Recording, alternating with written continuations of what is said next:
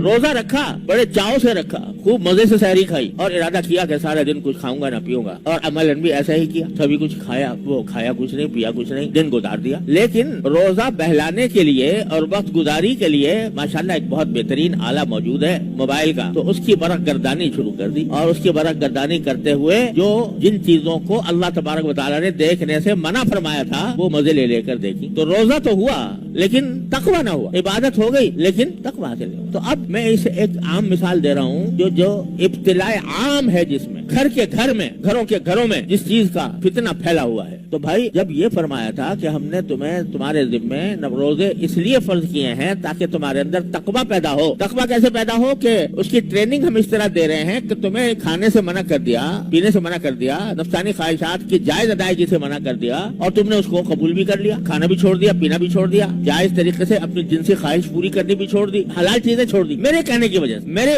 حکم کی تعمیل میں یہ سارے کام تم نے چھوڑ دیے. تو ماشاءاللہ یہ ایک مشق ہو گئی تمہاری کہ اللہ کے حکم کے آگے اپنی ہر خواہش کو قربان کرنے کی ایک مشق ہو گئی. لیکن اگر ایک طرف تم نے حلال چیزیں چھوڑ دی میرے کہنے پر, اور جو چیزیں پہلے ہی سے حرام تھیں وہ نہ چھوڑی, رمضان میں بھی جھوٹ بول رہے ہو, رمضان میں بھی غیبت کر رہے ہو, رمضان کے اندر بھی دل آزاری کر رہے ہو کسی کی, رمضان کے اندر بھی حقوق العباد کے خلاف کام کر رہے ہو, رمضان کے اندر بھی غصہ کر رہے ہو ناجائز, رمضان کے اندر بھی لوگوں کو ستا رہے ہو, رمضان کے اندر بھی تمہاری آنکھیں بند نہیں ہیں گناہ سے, رمضان کے اندر بھی تمہاری زبان گناہوں میں لت پت ہے,